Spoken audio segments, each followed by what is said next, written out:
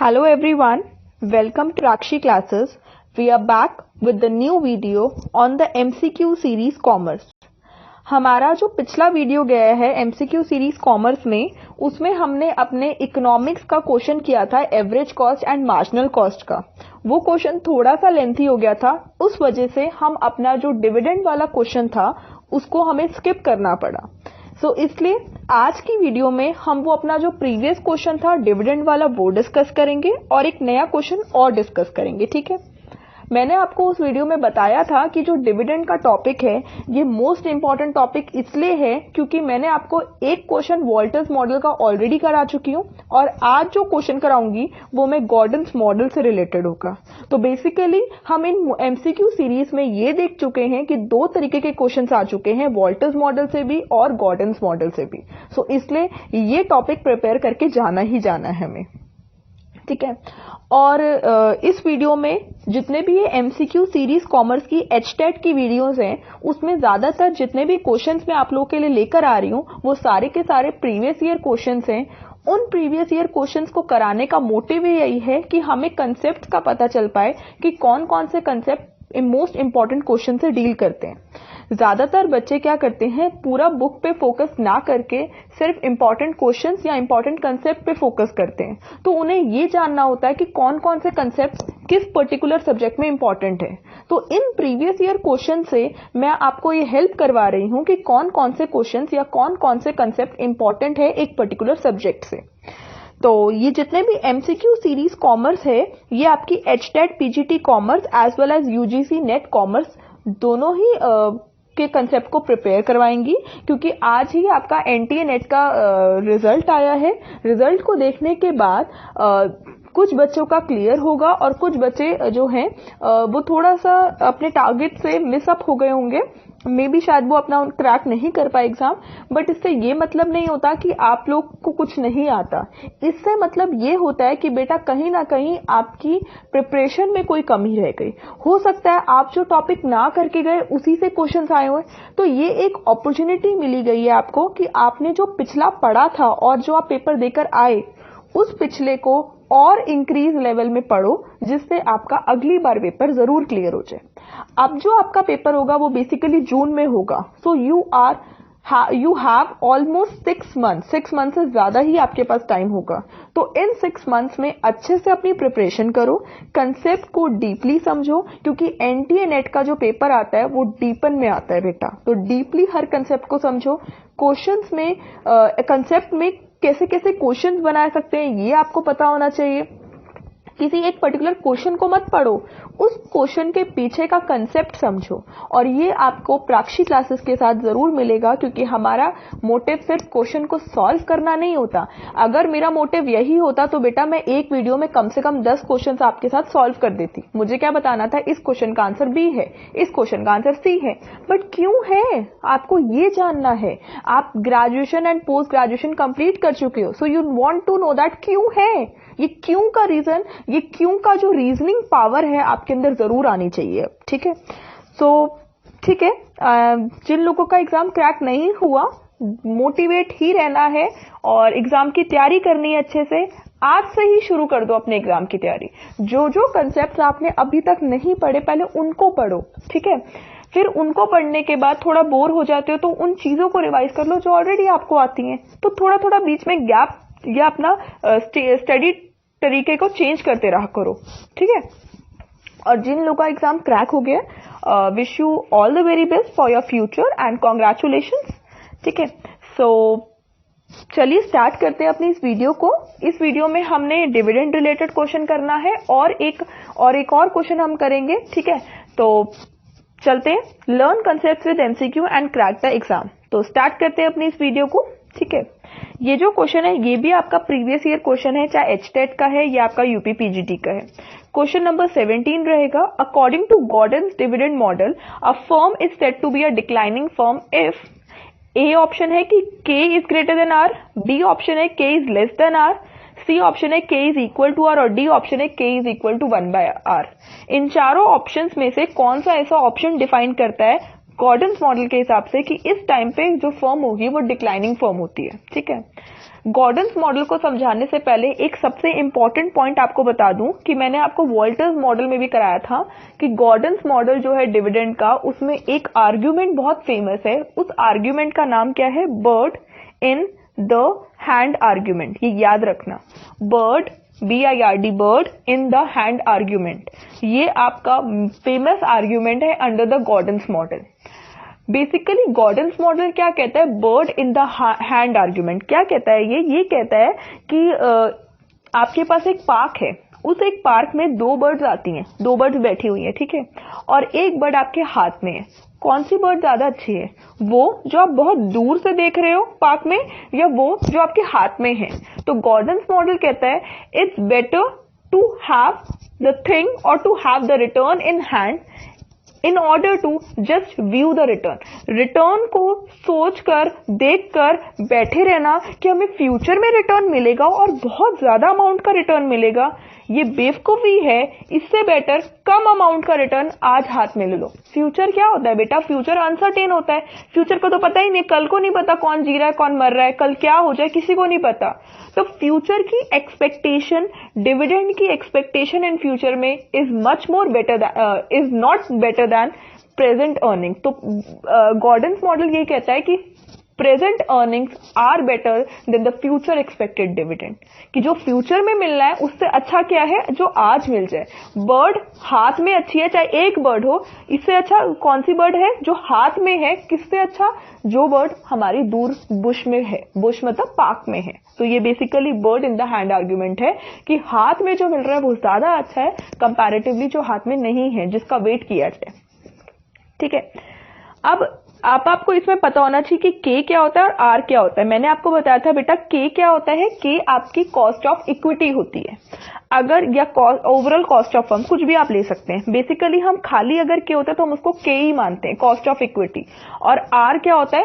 Rate of return. Rate of return कैसे बेटा? आपने जब एक कंपनी होती है, एक कंपनी क्या करती है? शेयर होल्डर्स को अपॉइंट करती है। शेयर होल्डर्स मतलब शेयर्स इशू करती है, तो उनके शेयर होल्डर्स बन जाते हैं। शेयर होल्डर्स कैसे बन जाते हैं? जब शेयर होल्डर्स एक कंपनी के शेयर्स को लेते हैं और उसके बदले शेयर होल्डर्स कंपनी को पैसा देते हैं इन्वेस्ट करने के लिए। कंपनी उस पैसे को यूज करती है, दैट मीन्स इन्वेस्ट करती है फर्दर किसी प्रोजेक्ट में, किसी अदर प्रपोजल में। जब एक कंपनी पैसा इन्वेस्ट करती है तो वो किसी रिटर्न पे पैसा इन्वेस्ट करती है। क्यों बेटा? आपको किसी ने पैसा दिया, आप एक शेयर होल्डर हो मेरी कंपनी में, ठीक है, आप मेरी कंपनी में पैसा लगा रहे हो, तो बेटा इन रिटर्न आप भी तो कुछ एक्सपेक्ट करोगे ना। तो क्या एक्सपेक्ट कर रहे हो? आप एक्सपेक्ट कर रहे हो डिविडेंड, शेयर्स पे डिविडेंड मिलता है। अब दैट मीन्स उस कंपनी को डिविडेंड आपको पे करना है, कंपनी के पास पैसा आ गया। अब मैं क्या करूंगी? मैं आगे फर्दर इन्वेस्ट करूंगी अपने पैसे को, तो मुझे उस पैसे पे मुझे भी तो कुछ एक्सपेक्टेशन होगी। तो मेरे को क्या एक्सपेक्टेशन है? रिटर्न की। तो कंपनी ये देखती है कि मेरे को रिटर्न तो मिल रहा है, मेरे को रिटर्न ऐसे मिले कि मैं उस रिटर्न को अपने पास भी रख सकूं और आपको भी उस रिटर्न में से डिविडेंड पे कर सकूं। तो जो डिविडेंड मैं आपको पे कर रही हूं वो क्या है? के, वो कॉस्ट ऑफ कंपनी है, कंपनी की कॉस्ट है। और आर क्या है? जिस पैसे पे, जो पैसा कंपनी ने इन्वेस्ट किया फर्दर प्रपोजल में या किसी भी प्रोजेक्ट में, उस पे जो उसको रिटर्न मिल रहा है वो आर है। अब क्लियर हुआ? तो के और आर को कंपेयर किया जाता है। कंपनी तभी इन्वेस्ट करेगी जब उसको रिटर्न अच्छा मिल रहा है compare to the cost. For example, आपने मुझे पैसा प्रोवाइड किया 6% पे, ठीक है, दैट मीन्स मुझे आपको कितना डिविडेंड देना है? 6% देना है। मैंने आपसे उस पैसे को लिया और इन्वेस्ट कर दिया 10% पे, तो बेटा मुझे कितना रिटर्न आएगा? मुझे 10% आएगा। अब उस 10% में से 6% तो मैं आपको दे दूंगी, तो 4% मैंने अपने पास रखा ना, तो मेरे पास फायदा है पैसे को इन्वेस्ट करना।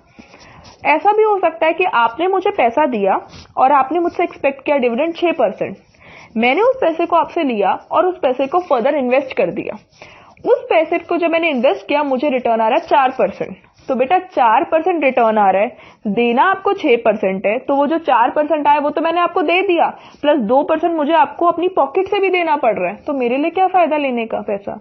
तो उस केस में कंपनी को कंपेयर करना पड़ता है कि के कितना है और आर कितना है, कब कंपनी को फायदा है इन्वेस्ट करने में और कब कंपनी को फायदा नहीं है इन्वेस्ट करने में। यही आपका गॉर्डन्स डिविडेंड मॉडल कहते हैं। क्लियर हुआ पॉइंट? ओके, ये तो जस्ट बेसिक था। अब आगे मूव ऑन करती हूँ। ठीक है। MG Gordon also holds that the dividend is relevant to the value of company. मैंने आपको डिविडेंड पॉलिसी मॉडल में दो चीजें बताई थी कि दो स्कूल ऑफ थॉट्स होते हैं। क्या होते हैं बेटा? दो स्कूल ऑफ थॉट्स। ठीक है, दो स्कूल ऑफ थॉट्स में क्या है, एक स्कूल ऑफ थॉट कहता है कि अगर एक कंपनी डिविडेंड देती है अपने शेयर होल्डर्स को तो कंपनी की वैल्यू जो होती है या वैल्यू ऑफ शेयर इंक्रीज हो जाती है। और दूसरा स्कूल ऑफ थॉट कहता है कंपनी चाहे डिविडेंड पे करे या कंपनी चाहे डिविडेंड ना पे करे, उसका कोई इफेक्ट नहीं होता मार्केट प्राइस ऑफ शेयर पे। तो जो ये वाला वन स्कूल ऑफ थॉट है जो कहता है अफेक्ट करता है, उसी में वॉल्टर्स और गॉर्डन्स मॉडल आता है। तो एमजी गॉर्डन कहते हैं कि डिविडेंड रेलेवेंट होता है किसके लिए? कंपनी की वैल्यू के लिए। और डिविडेंड की पॉलिसी कि डिविडेंड पे करोगे तो आपकी प्राइस ऑफ शेयर या मार्केट प्राइस ऑफ शेयर या वैल्यू ऑफ फर्म इंक्रीज होगी, अगर डिविडेंड नहीं पे करोगे तो वैल्यू ऑफ शेयर घटेगी या वैल्यू ऑफ फर्म घटेगी। तो डिविडेंड की पॉलिसी अफेक्ट करती है value of company, that is market price of share. According to Gordon, the market price of share is equal to the present value of the future stream of dividend. कि आज जो share का price decide होगा वो कैसे decide होता है कि फ्यूचर में जो मिलने वाला डिविडेंड है उसकी प्रेजेंट वैल्यू डिसाइड करो। फ्यूचर में जो डिविडेंड मिलने वाला है, आज मैंने शेयर खरीदा तो आज तो नहीं मिल जाएगा ना डिविडेंड, एक साल के बाद मिलता है ना डिविडेंड। तो एक साल के बाद जो डिविडेंड मिलने वाला है आज उसकी प्रेजेंट वैल्यू क्या है, जो उसकी प्रेजेंट वैल्यू होती है वही उसके क्या इक्वल होती है, उसके मार्केट प्राइस ऑफ शेयर के। गॉर्डन्स मॉडल में अजम्पशंस, ये बहुत इंपॉर्टेंट कंसेप्ट है कि कुछ भी इस क्वेश्चन में से आ सकता है कि which of the following is not the assumption of Walter's model. 4 assumptions हैं, उसमें से 3 अजम्पशंस होंगी और एक अजम्पशन नहीं होगी, तो वो आपको डिसाइड करके बतानी है। सिमिलरली इस टॉपिक में से और क्वेश्चन आ सकता है विच of the following is not an assumption of Gordon's model. फिर से 4 अजम्पशंस दिए हैं, 3 अजम्पशंस हैं गॉर्डन्स की बट एक नहीं है, वो आपको डिसाइड करके बतानी है। तो किसी भी टॉपिक में से कुछ भी क्वेश्चन फ्रेम किए जा सकते हैं। Only retained earnings are use to finance the investment opportunities. ये भी चीज याद रखना कि जो पैसा रिटेन करके रखा जाता है कंपनी में वही पैसा कंपनी इन्वेस्ट करती है।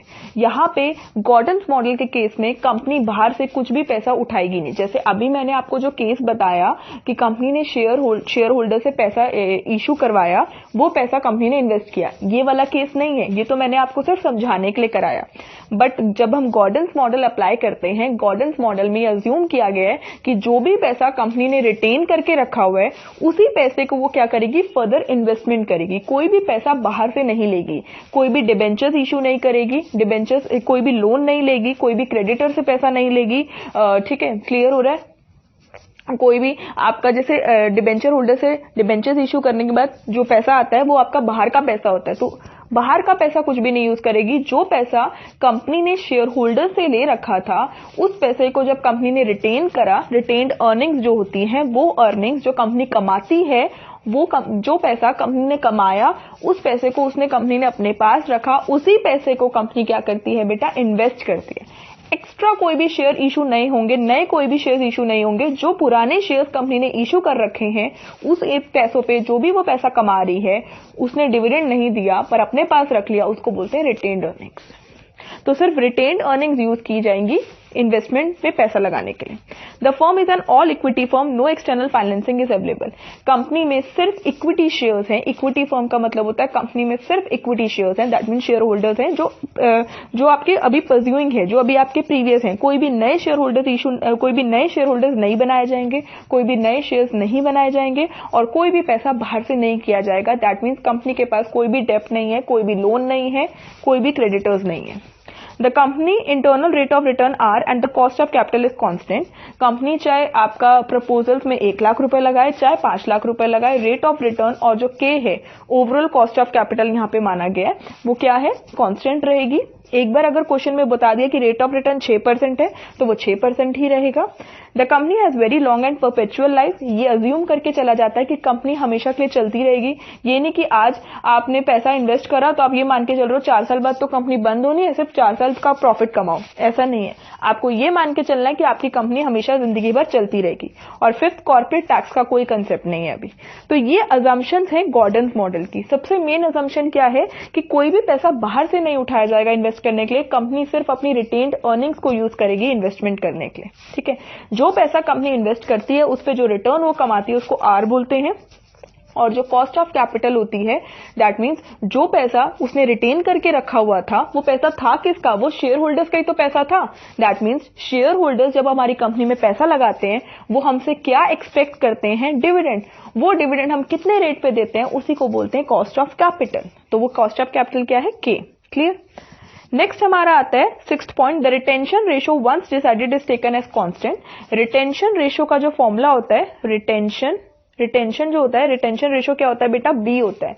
रिटेंशन का मतलब होता है कि कंपनी ने अगर 15 रुपए कमाया, उस 15 रुपए में से अगर वो 10 रुपए रिटेन कर रही है, रिटेन का मतलब है अपने पास रख रही है, तो 5 रुपए कंपनी क्या कर रही है, डिविडेंड की तरह डिस्ट्रीब्यूट कर रही है। तो रिटेंशन रेशियो मीन्स कितना परसेंटेज ऑफ प्रॉफिट कंपनी अपने पास रखती है, उसको बोलते हैं रिटेंशन रेशियो।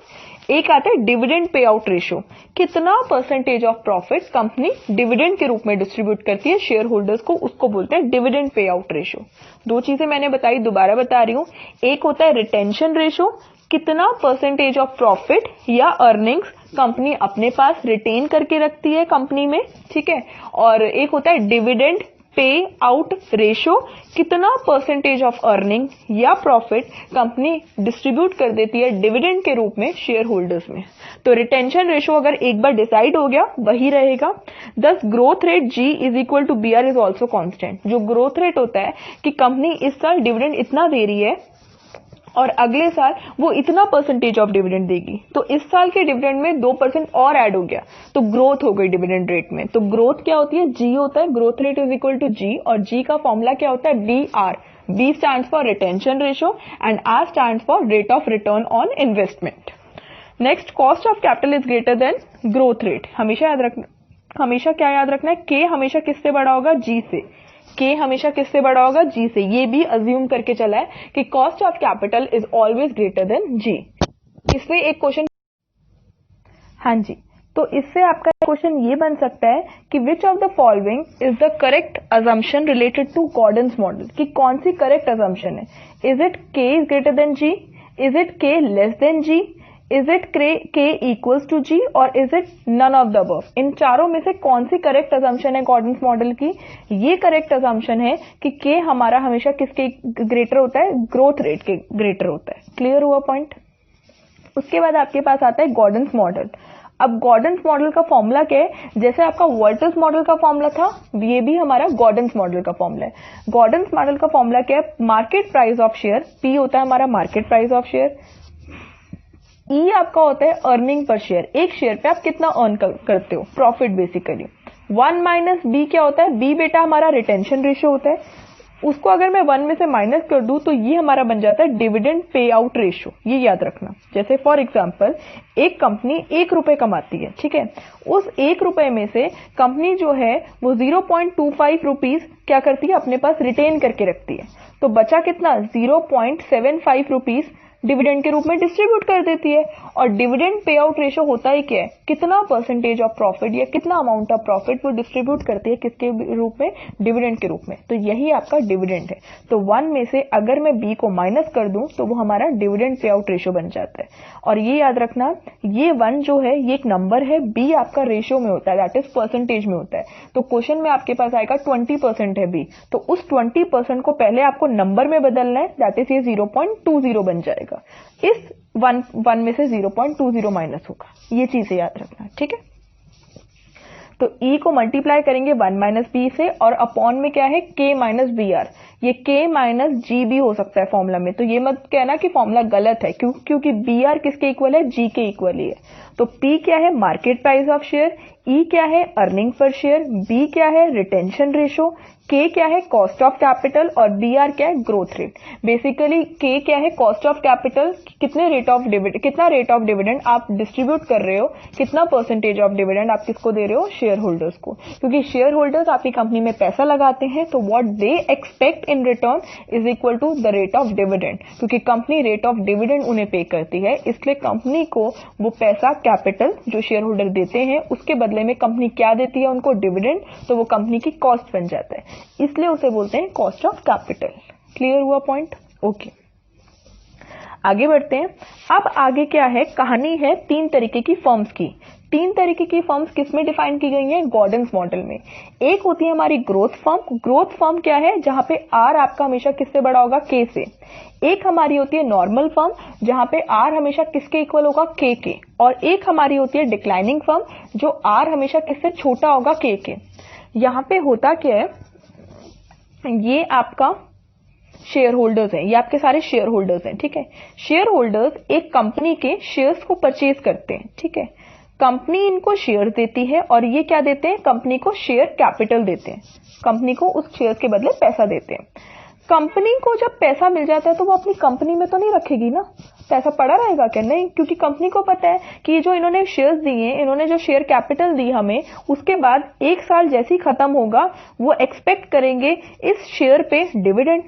तो कंपनी को अपनी पॉकेट से डिविडेंड पे करना है, तो जो पैसा कंपनी को रिसीव हुआ वो कंपनी क्या करती है? इन्वेस्ट कर देती है। क्या कर देती है? इन्वेस्ट कर दिए। किस में इन्वेस्ट करती है?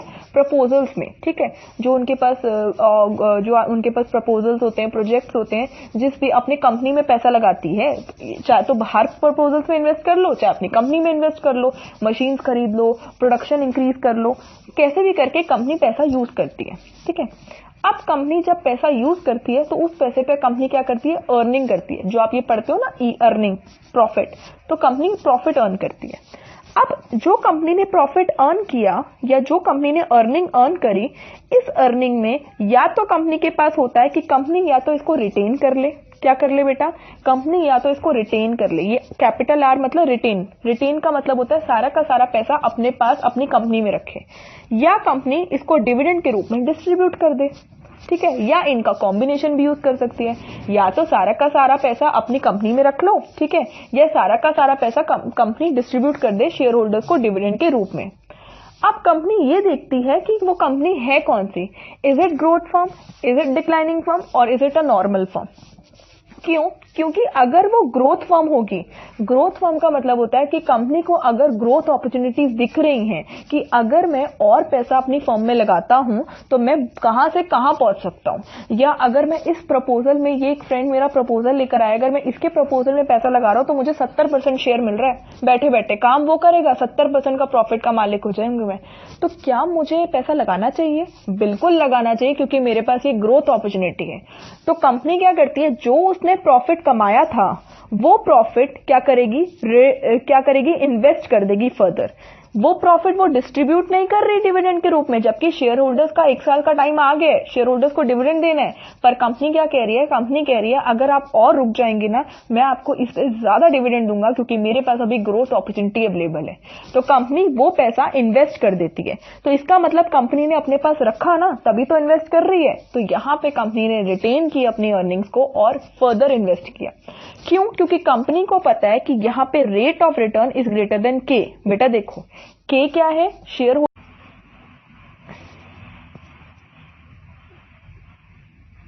हाँ जी, तो कंपनी में शेयर होल्डर्स हैं, शेयर होल्डर्स ने पैसा लगाया मेरी कंपनी में, तो बेटा वो क्या एक्सपेक्ट करेंगे? मुझसे डिविडेंड। जिस रेट पे वो मुझसे डिविडेंड एक्सपेक्ट करेंगे वो मेरा क्या है? के। कंपनी को ये कंपेयर करना पड़ता है कि जो रेट ऑफ रिटर्न है वो के उससे बड़ा है या छोटा है। कैसे पता चलेगा? मैंने अभी ये तो डिसाइड कर लिया कि मेरे को रिटेन करके रखना है। क्यों? क्योंकि मेरे पास ग्रोथ अपॉर्चुनिटीज ज्यादा है, तो मुझे फायदा है रिटेन करने का। मुझे पहले कंपेयर करना पड़ेगा कि ये जो पैसा मैं रिटेन करके रख रही हूं, अगर मैं इसको फर्दर इन्वेस्ट करती हूं तो किस रेट ऑफ रिटर्न से मुझे ये पैसा वापस मुझे मिलेगा, कितना रिटर्न मिलेगा मेरी इन्वेस्टमेंट पे। अगर मेरी इन्वेस्टमेंट पे मुझे 10% का रिटर्न मिल रहा है और जो मेरा कॉस्ट ऑफ कैपिटल है वो 6% है, तो फायदा क्या है? अभी डिविडेंड देने का फायदा नहीं है, अभी पैसा रिटेन करके रखो, पैसा इन्वेस्ट करो, रेट ऑफ रिटर्न 10% कमाओ, उस 10% में से जब 10% मिल जाएगा उनमें से 6% डिविडेंड के रूप में बांटो और बाकी का 4% अपने पास रखो। तो वो केस में फर्म क्या है? ग्रोथ फर्म है। तो ग्रोथ फर्म जो होती हैं वो फर्म्स होती हैं जिनका रेट ऑफ रिटर्न हमेशा ज्यादा होता है के से, और उन केस में फर्म को रिटेंशन ज्यादा रखना चाहिए, रिटेन करके ज्यादा प्रॉफिट रखना चाहिए, ना कि डिस्ट्रीब्यूट करना चाहिए डिविडेंड के रूप में। गॉर्डन्स मॉडल कहता है कि कंपनी अगर डिस्ट्रीब्यूट करती है अपने प्रॉफिट को डिविडेंड के रूप में, तभी कंपनी का मार्केट प्राइस ऑफ शेयर बढ़ता है। बट इस केस में अगर कंपनी ग्रोथ फर्म है, अगर कंपनी ज्यादा रिटेन करके रखती है और डिविडेंड के रूप में कम रुपए देती है, उस केस में मार्केट प्राइस ऑफ शेयर बढ़ता है। जस्ट उसका ऑपोजिट है। तो ग्रोथ फर्म कौन होती है? ग्रोथ फर्म वो फर्म होती है जिसके पास ग्रोथ अपॉर्चुनिटीज होती हैं। ग्रोथ अपॉर्चुनिटीज का मतलब है it can earn more amount on the investment. तो रेट ऑफ रिटर्न ज्यादा होता है उसकी कॉस्ट ऑफ कैपिटल से। नॉर्मल फॉर्म्स कौन होती है? नॉर्मल फॉर्म इंडिफरेंट होती है। इंडिफरेंट का मतलब होता है बेटा जहां आर आपका इक्वल्स टू के है। क्या किया मैंने? क्या किया? पहले प्रॉफिट कमा लिया, वही जो शेयर होल्डर्स हैं उन्होंने मेरी कंपनी में शेयर्स खरीदे और शेयर कैपिटल मुझे दी। उस पैसे को मैंने कंपनी में लगाया, कंपनी ने अर्निंग कमाई। अब इस अर्निंग को रिटेन करके फर्दर इन्वेस्ट करना चाहिए या इस अर्निंग को डिविडेंड के रूप में शेयर होल्डर्स को बांट देना चाहिए, ये कंपनी को डिसाइड करना है। कंपनी अगर प्रपोजल्स देखती है और उसको दिख रहा है कि मुझे रेट ऑफ रिटर्न 6% ही मिलेगा, ठीक है, और वो ये देखती है कि 6% रेट ऑफ रिटर्न मिल रहा है और डिविडेंड मुझे कितना देना है? 6%। दैट मीन्स दोनों ही इक्वल है। या तो आप रिटेन करके क्या कर लो? इन्वेस्टमेंट कर लो, रेट ऑफ रिटर्न कमा लो, या आप क्या कर लो? डिविडेंड के रूप में डिस्ट्रीब्यूट कर लो। तो यहाँ कंपनी इनडिफरेंट है, दोनों उसके लिए इक्वल है।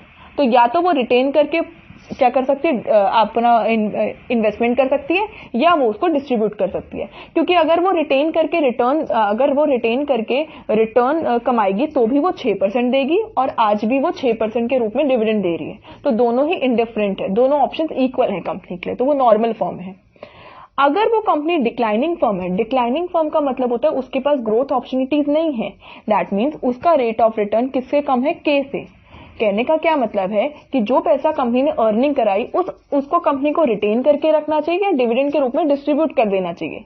अगर कंपनी उसको रिटेन करके रखती है तो शेयर होल्डर्स हमेशा ज्यादा रिटर्न एक्सपेक्ट करते हैं। क्यों बेटा? क्योंकि आज वो डिविडेंड भूल रहे हैं अपना, अगले साल वो आपसे डिविडेंड लेंगे, तो इस केस में शेयर होल्डर्स ज्यादा एक्सपेक्ट करेंगे आपसे डिविडेंड। तो कंपनी ने देखा कि अगर आज में ये पैसा रिटेन करके रखते हैं और इसको फर्दर इन्वेस्टमेंट करते हैं तो हमें सिर्फ 8% का रिटर्न मिल रहा है, ठीक है।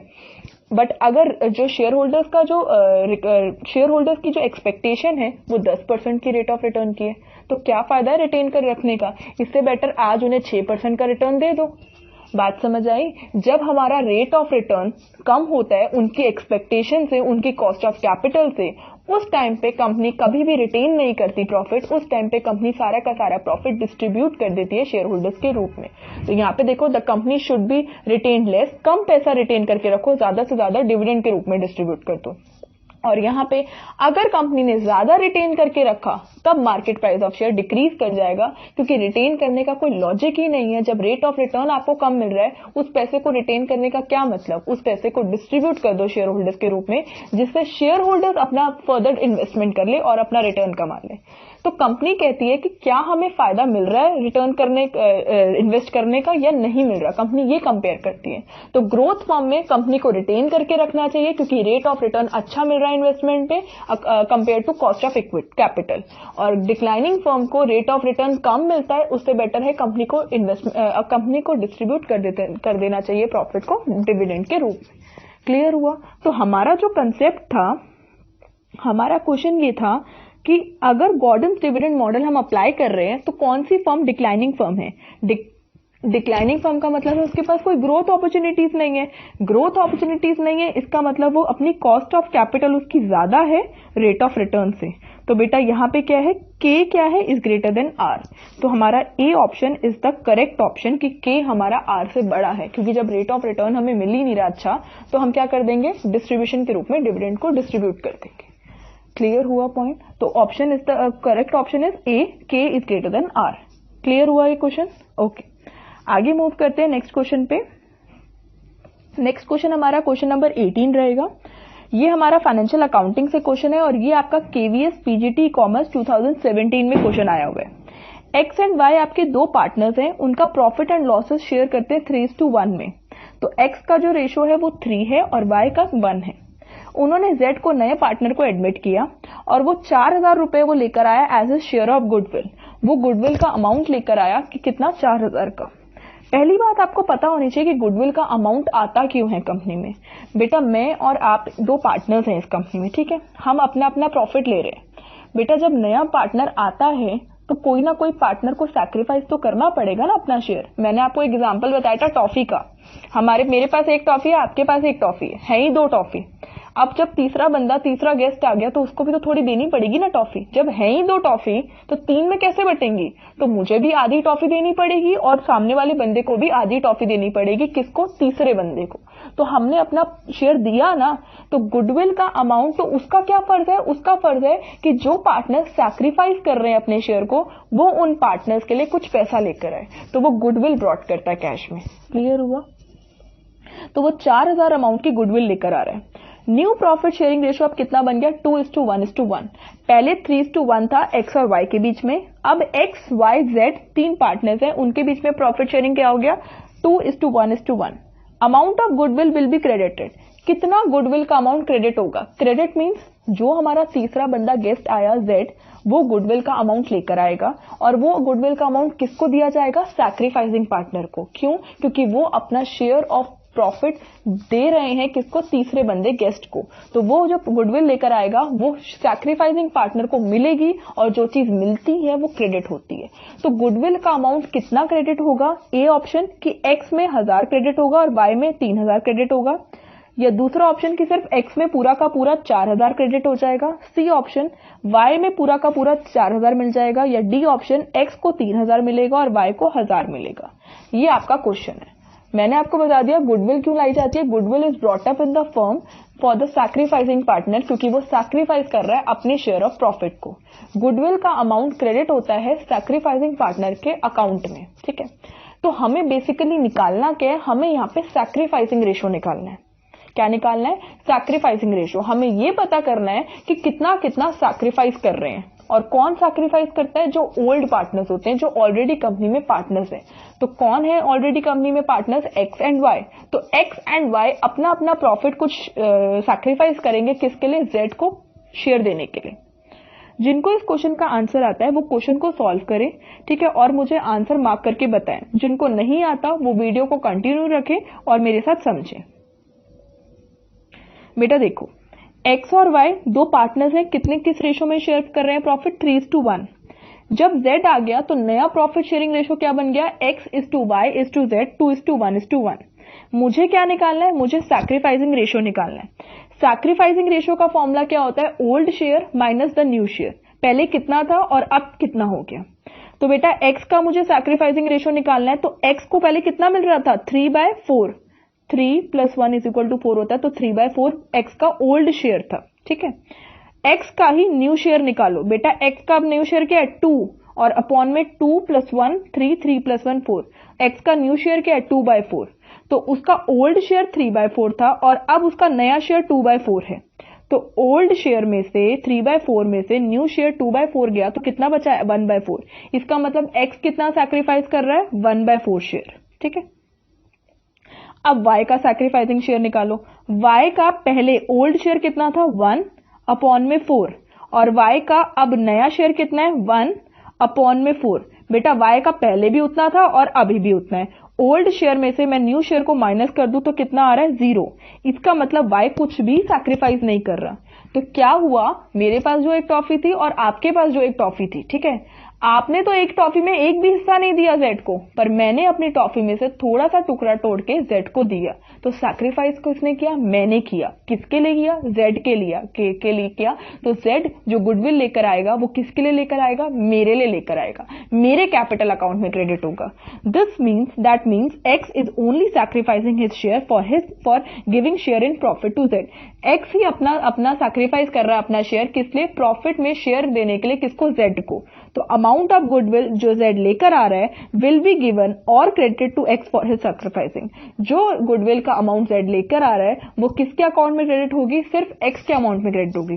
कितना? पूरा का पूरा 4000 रुपए एक्स को मिलेगा, क्योंकि वाई ने तो सैक्रिफाइस किया नहीं।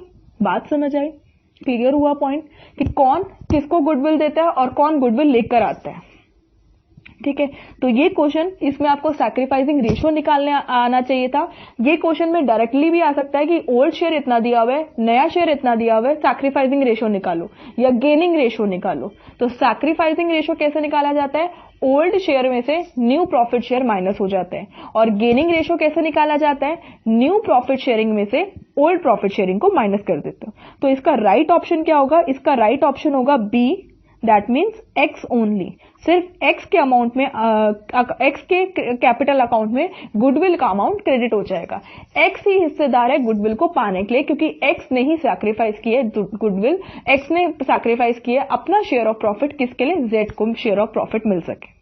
ठीक है, so thank you so much for watching this video. I hope कि वीडियो आपको पसंद आई हो, और अगर पसंद आई होगी तो do like, do share with your friends and do comment on the video कि आप लोग को वीडियोस कैसी लग रही हैं। और मेरे चैनल को सब्सक्राइब करना ना भूलें, प्राक्षी क्लासेस को, सो दैट आप हर वीडियो को ऑन टाइम मिल सके, आपको कोई भी वीडियो आप मिस ना कर सके।